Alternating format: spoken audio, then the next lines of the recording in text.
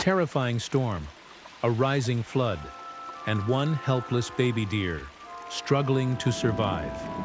We received an emergency call. Deep in the flooded forest, a fawn was stuck, unable to escape.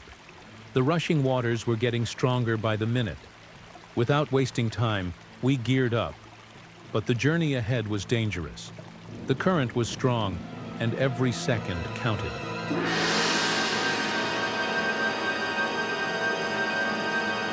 With the help of our drone, we spotted the little one, shivering and scared, holding on for dear life.